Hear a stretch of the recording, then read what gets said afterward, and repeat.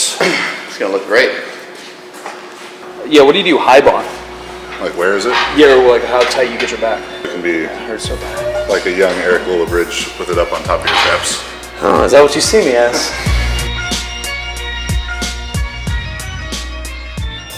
A lot of people, if they've never felt what a real tight setup position is, you gotta just grab them and put them in it. Like, try and get him to pinch here, but even roll his shoulders together, and like, try and touch my hand with your elbows, Mike. Yeah, so you feel that. A lot of people too, this is kind of a personal preference thing, you can go ahead and relax. But I found that a lot of people feel more comfortable and are able to get their hands in a little tighter, and it doesn't quite impinge their shoulder the same way with the thumb over the bar. Big thing too is going to be taking that same breathing pattern that we're working on against the wall with building the pressure like in your low back and your obliques, not just out in front. So as I'm setting up, you should be able to see, like, stand there and then I engage my glutes. Set this more neutral position with my hips underneath me instead of flared back here. Yeah, that's like that analogy I was using yesterday with, I don't know if I told it to you, Mike, but it's like a soda can. If you have an empty soda can, it's pretty hard to compress this way when everything's stacked.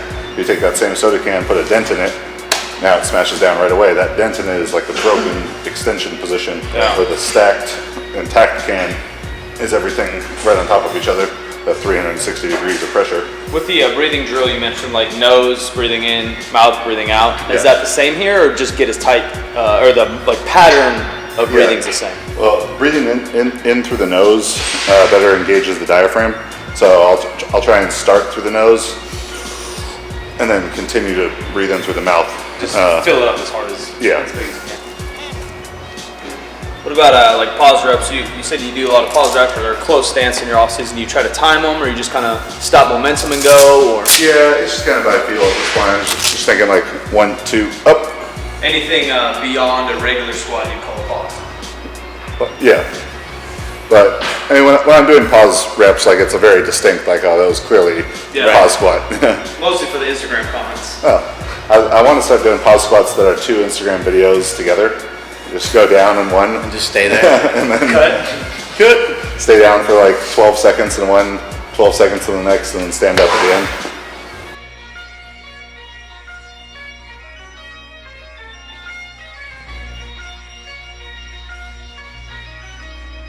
Doing pause squats too, there's an important distinction to be made between like what I'd call an active pause squat and a passive pause squat. Like a passive pause squat, I'm just going to go down and sit at the end of my range of motion, but I can basically more or less relax in this position with hamstrings on my calves.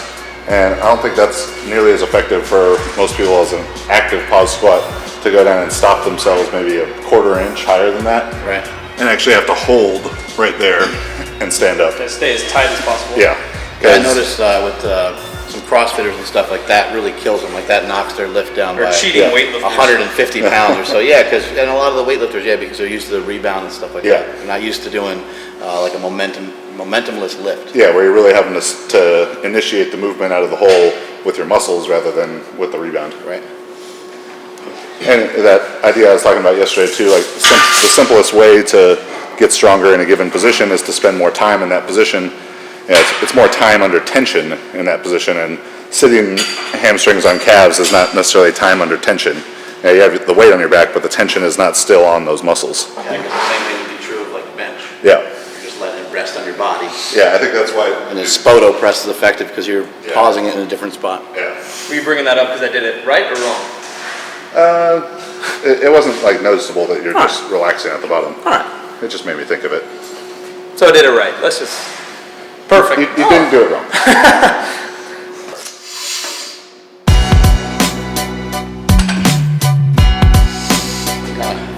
Walk us through the squat setup here. Yeah. So whatever your squat setup is, you want to make it a routine. I'm left hand, set my thumb on just the outside edge of the ring. Right hand, so it becomes just a habit. Yeah, it becomes part of what you do every time. Yeah. And I do like my little stomp. Duck under and like stomp, dig it in. Just getting ready, just your thing. Yeah, and trying to dig that trap into the bar, and then dig the other one in really squeezing my elbows together, squeezing everything towards the middle of my body. So my shoulder blades squeezing together, and then it's like I'm trying to touch my elbows together behind my back. Letting the weight settle before you walk it out always. Feel even pressure through my whole foot, all right? And as I set my position, again, I'm engaging my glutes hard, so I'm flexing my glutes as I draw that air in. Set the position.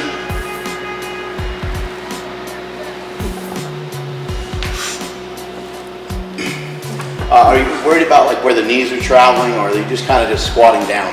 For me at this point, I don't really have to think about it much. It's just sort of the way I squat. Right. But what I encourage people to do is to maintain even contact with big toe, little toe, and heel, and try and screw their foot into the ground with that. That's going to get their knee tracking over like their second smallest toe. Right. Because we don't want to be... Yeah, your knee should be out by at least close to out by where your foot is. Yeah. We, of course, don't want to be in here. I think there are people who try and be excessive in the knees out idea. Right. And they go into an extreme varus position. Yeah. And no one really thinks about that. They think about valgus collapse. Right. But an extreme varus position is not going to be safe or powerful for them either. Right. With the knees collapsing in, are there some things that you've done to help people with that, or is it not something you're worried about? Oh yeah. The first thing is that cue, the 3 points of contact. Right. Most of the time when that happens, people are losing the outside and heel contact, so their foot's rolling in. I see that a lot in here. People kind of sandwiching in on their foot a little bit there. Yeah, and a lot of times when people are squatting in flats, I think they have more issues with that than in a heeled shoe. So that's a kind of simple fix for it. It's not necessarily correcting their ankle movement problem. It's just sort of covering it up. But if just that cue alone doesn't fix them, then you could get into some different ankle movement drills, band distracted, voodoo flossing. You're just like squatting down with putting like a weight on top of their knee, whether that's a bar or a kettlebell or something, and just working that extra ankle mobility. So a lot of it's just like positioning. Like they're having a hard time maintaining that position. Yeah. Obviously strengthening would help as well, but it's kind of almost like a mobility thing. Yeah, and kind of as we were talking about the other day, what we're really trying to achieve is movement. And movement is that continuum of mobility to stability. Some people, you for example, probably need more mobility work. Yeah. But there are tons of people, especially female lifters, just people with much shorter training careers who need way more on the stability side of things. And when they're doing mobility, it could actually be exacerbating their problem of lack of stability. So. Dan usually has a fairly fast descent. Do you feel that's important, or is everybody just so individual it doesn't really matter? Yeah, what I encourage people towards is to go down as fast as they can go down. So what that means as fast as their technique can tolerate. So you have like, on one hand, probably the two best examples I can think of, really fast dive bomb great squatter is Shane Heyman, and really great slow descent squatter is Stan Efferding. Right. And I'd asked Stan before, like, why do you go down so slow? And he said if he goes down faster, he loses his balance. Right. So he goes down as fast as he can go down, and Shane Heyman goes down as fast as humanly possible. But like the faster you can go down, the better rebound you're going to get out of the hole, the less energy you're going to use on the way down. Right. So as people become more confident in their technique and their stability, they can just 1% faster, 1% faster, 1% faster, until they have enough experience with it to know, all right, this is my rhythm. So dive bomb squatting is not going to be ideal, for the majority of people, because they're not going to know how to stay tight with that. But if they can go just a little bit faster and a little bit faster, particularly however fast we're going down here, with 2 plates, we need to go down that fast with 3 plates, with 4 plates, 5, 6, all the way up. Because so many times, people look great in warm-ups, and they get to, a heavy set, a max set, and you see that just, oh shit look on their face when they take the weight down. It's like, it feels heavy.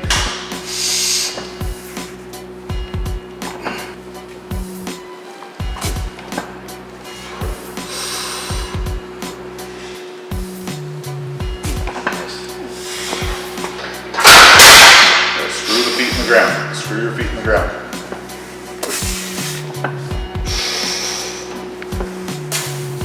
Way down and the way up, down. Better.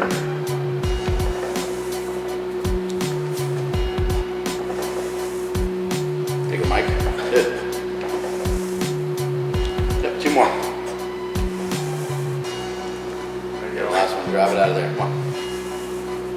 only thing I'd say with that is to stay active with screwing the foot into the ground through the whole lift. Try releasing the top or something a little bit. Yeah, like you're doing a really good job of it on the way down, and you have an inward movement of the knee as you initiate out of the hold, which isn't a bad thing at all, because you're going from like a slightly varus position to a neutral position. It would only become problematic if you're going from varus into a valgus position, and valgus just means inside the big toe. Yeah. As you see a lot of really good like Chinese weightlifters in the hole, they're really wide knees, and then on the way up their knees come in, and people on YouTube and stuff want to freak out and they're like, oh, this is going to hurt their knees like that. But their knees aren't coming inside their feet, they're just coming in from where they were. Yeah, some people talk about maybe lining up your knee with midfoot to flex the quad better on the way up. Yeah. Not that I mean to do that by any means, it just kind of happens. Yeah, so for you right now, with that weight, it's a total non-issue. It's a fine thing because you're not coming inside the foot at all. If it gets heavier and that comes inside, then it's a different discussion. But he's compared me to young Eric Lodrich and Chinese weightlifters today. Unbelievable. He sees my potential. Yeah, that's pretty good. we're really using the word compare literally here. There you go. One more. So yeah, pressure. Nice.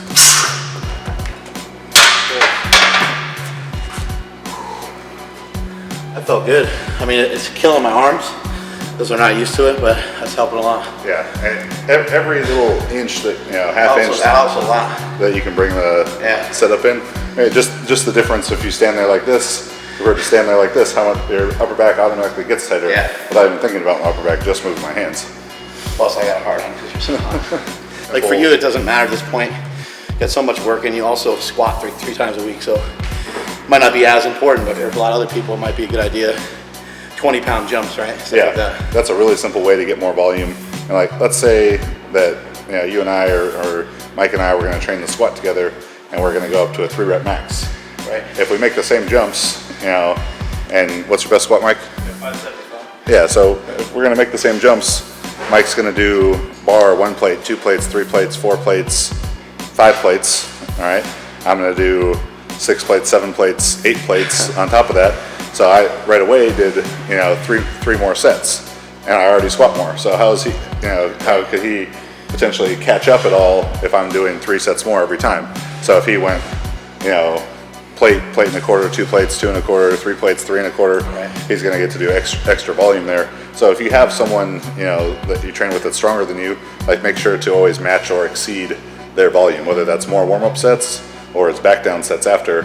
Like doing the more warm-up sets in the short run is gonna probably suck, and maybe instead of him doing 5 Less weight for your top sets. Yeah, instead of doing like 525 for 3 at the last set, I'll do 505 for 3. Everybody want to be a bodybuilder. Right. So nobody will lift this heavy ass weight. Go! I do it though. Yeah!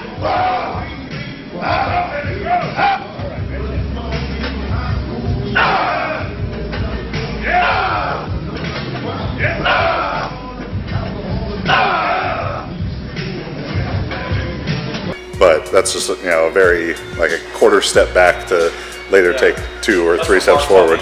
Years ago, it was just to take a 10, take a 5, make sure you're warm, make sure you get the work in, and same thing. If you get 500 for 3 instead of 525 for 3, in the long run, you're going to get stronger this way. Yeah, that's like an important thing with weight selection in general. Like I'm a big advocate, obviously, of submaximal training, and I think perfectly designed training, you'll never miss a weight. And we talked about on the PowerCast, like if you know what it feels like to grind 100% weights, you know what it feels like, and you don't need to practice it all the time. So I'd much rather have someone take 10 pounds off the bar, and smash it, and walk away from it being like, oh, I could have done 4, I could have done 5, rather than taking those 10 extra pounds and having an absolute grind on that last rep, and it being a true 10 RPE or 100% effort for the day, because that's just more taxing, and it all accumulates on top of each other, and not just physical stress, but the mental stress of it, because if you're going in and you smash weights, it's like even if you're almost lying to yourself about it, and let's say in Ireland last year, I squatted 705 for 3, and I walked away from it being like, I could have done 5, Right. and at this point now, a year later, almost I could have done 6 or 7 because like a fish story. But but that just builds confidence, and the more confidence you have, the better lifter you're gonna be. Yeah, when you continue to make those lifts, if you did a workout and your top set is like 465 or something, if you did 405 before that, 425, 445, 465, not only are you building confidence, you're reinforcing good technique over and over again. On top of that, you're also you're getting in more work, as you said earlier. And I think another key on that point is when someone does get to 465, if they start to break down a little bit, they're starting to really learn a lot about themselves, as opposed to if they just went from 405, 455, and then failed with 475. Not going to learn nearly as much. Squats! There you go, good. Nice. Easy. Good. The only thing I'd say with Mike, and this is like only if I really wanted to be a prick, which obviously I do. That's what you're going for. Is like you're pausing and then you drop and go. Yeah, it's like almost negating the idea of the pause. It's got to be, the pause is the floor. It's all up from there. I'm just a internet judge, depth Nazi, raw zealot, you know? In person. Screw the feet and grab it.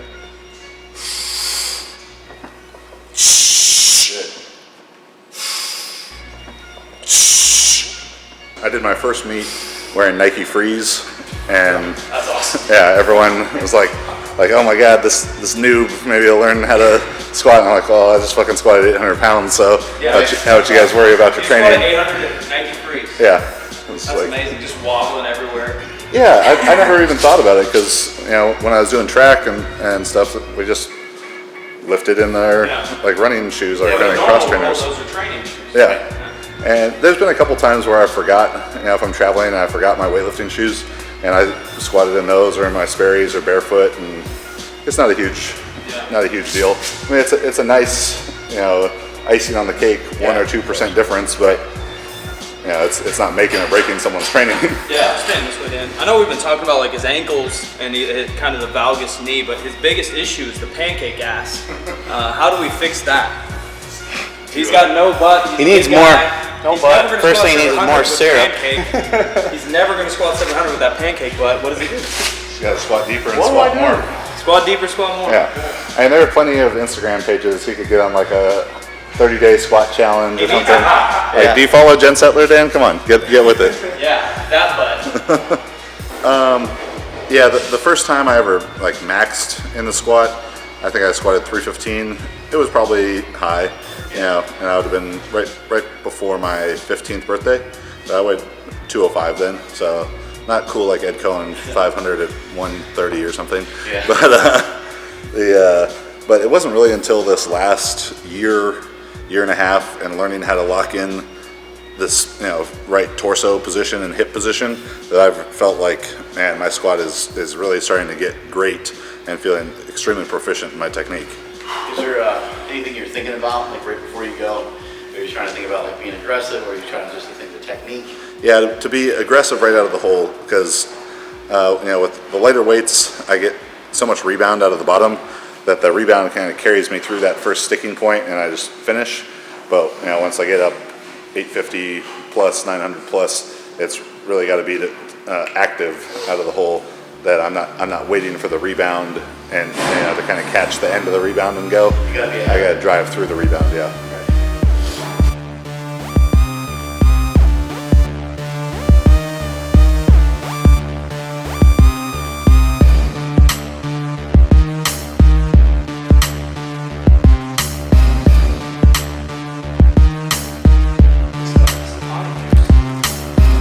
Sounds like yours.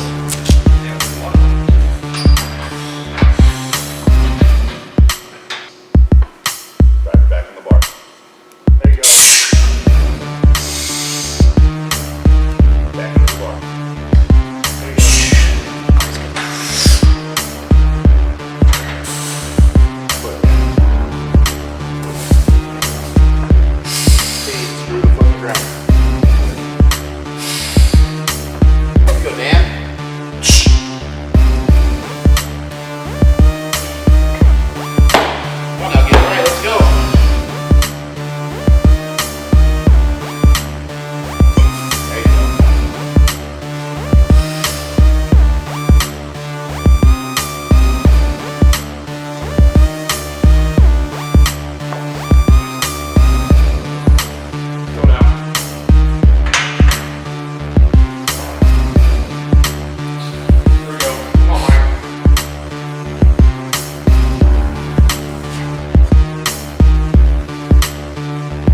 go. Big pressure, come on.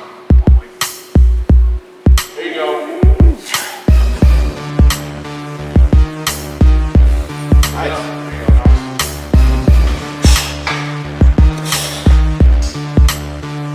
There you go.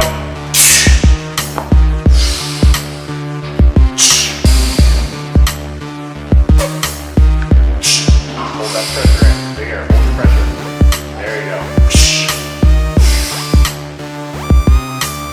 Go.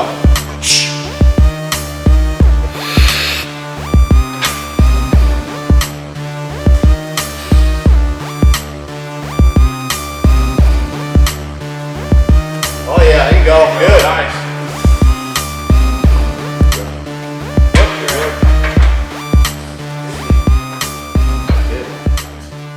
You know, like this is 7:15. You've done 9:49 in knee wraps, 59, yeah.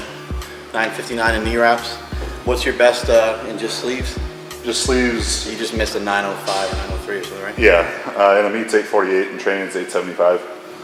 No belt, 755 for 4, like low bar Yeah. and not paused. But So like this seems to be a big part of your training though, is to, you know, 7:15 for one.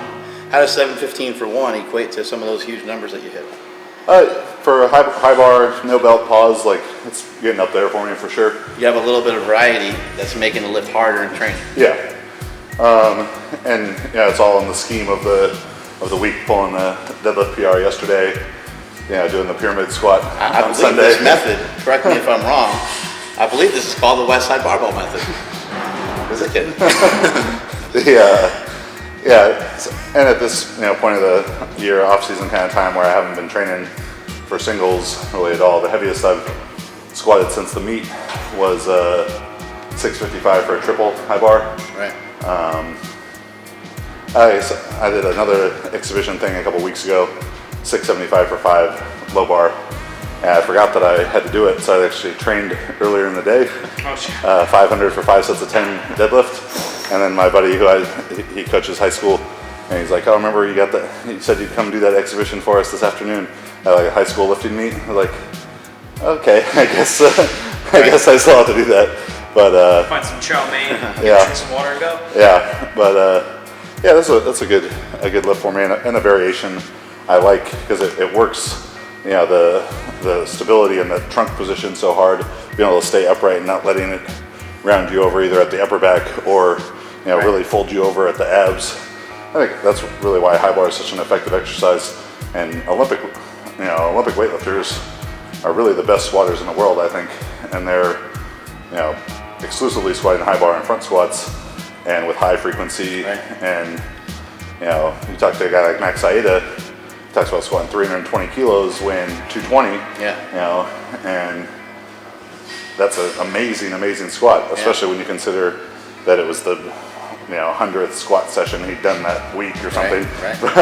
that month. Yeah, craziness. And no belt, no wraps, burying it, and I want to make my squatting hard in training, and that's as deep as I can squat right now. Everything just runs into each other. But Why do you think having this variety is crucial? well, one, it's going to break up the mental stagnation of training of only doing So you don't have to competitive think lift. 900 Yeah. all day long. Yeah, definitely that. And it's, I've been doing all high bar in the off season because it takes the stress off my elbows and my forearms and my setup, so I can put more attention to my bench training. I felt like my bench has come along really fast this off season because of that. Where the last 3 meet training cycles, I've had to make adjustments to my bench training because my elbow's been bothering me so much, and was still able actually to bench PRs in the meet, but just had to get there a bit different way. So yeah, that whole idea of phase potentiation, doing something in this phase of training, the off season, that's going to allow the next phase of training to be that much better. My squat is good. It's my best lift, and I know it's always going to be good. So being able to take a little bit of attention away from my squat in the off season, still challenge myself with the high bar and the beltless, but be able to put more attention to the bench and know that that's going to be a more important thing to really put together a big total in the future. When you run into injuries, is this variety allow you to kind of manipulate and train around some issues like a shoulder thing. Yeah. If your shoulder's hurt, maybe you can't go as low bar as you'd like, right? Yeah, and that is, kind of the clever way to use variation is to still get some stimulus. Ideally, yes, I'm going to be able to low bar squat and practice my sports skill all the time, and it doesn't disrupt any of my other training. But sometimes that's just not going to be possible. So maybe I have to do high bar. Maybe I need to use a safety squat bar, and those can all have their place. Are box squats ever in the routine or not? So the only time that I personally use box squats in my training, in any of my powerlifters training, would be in a deload week because they are easier on the body. They're not going to beat up the hips and knees quite as much. Right. So that's great for a deload week. With other athletes, that if the squat is not a part of their sport performance, so they're not a powerlifter, box squat could be a great exercise for them. Yeah, so we always say, box squats and slingshots kind of rhymes, but we always say beatbox, all that. We always say that and preach that because if you're not asked to do a deep ass squat in a powerlifting meet or something, then why are you breaking yourself down with it all the time? You're dealing with a 6'5" basketball player. Yeah, do something a little easier like a box squat. Yeah, so when I'm considering exercise selection for athletes, so for non-powerlifters, for real athletes, there's three main things that I look at.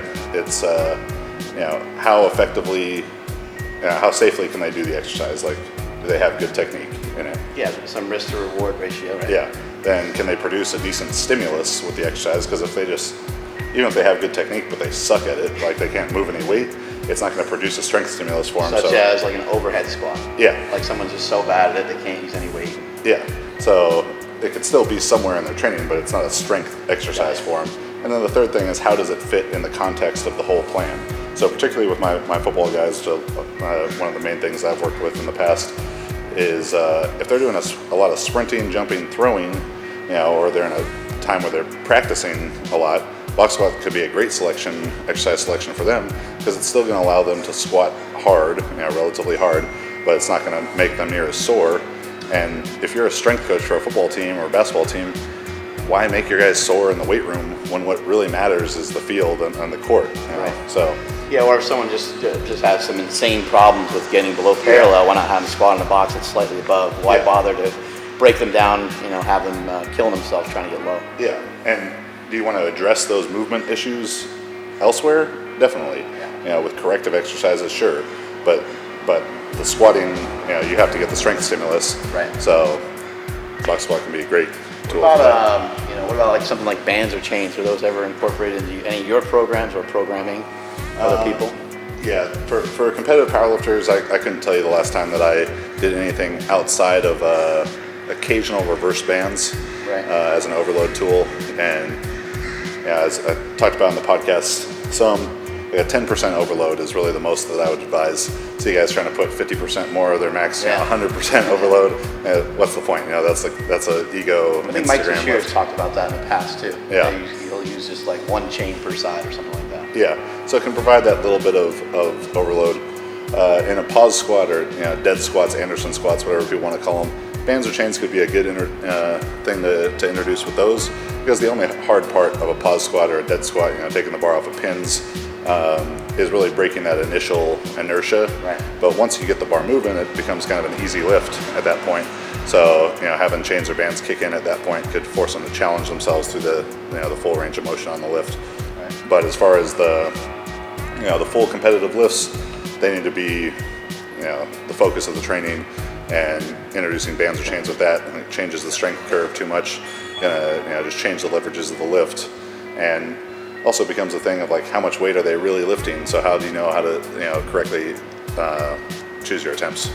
What are your top 3 variations for the squat for powerlifting non-athletes, whatever you want to call us? Yeah, so fat powerlifters, basically. As we're this is going to be a generalization because people need to choose their variations based on their weaknesses. But the ones that I'm most commonly using with people are going to, if they're a competitive low bar squatter, is going to be Olympic squats, so a high bar, close stance, pause at some point of the lift, whether that's in the hole, whether it's above parallel on the way back up, and then front squats can be a great one as well.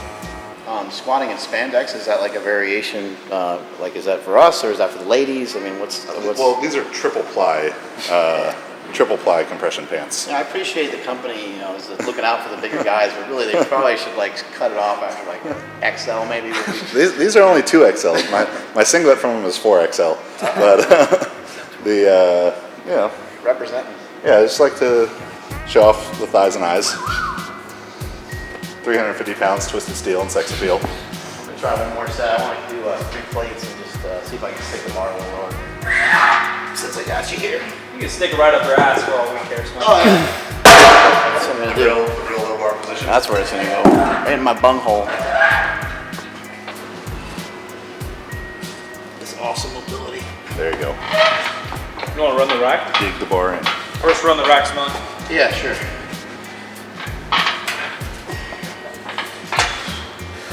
Arch up at the chest as you bring it out.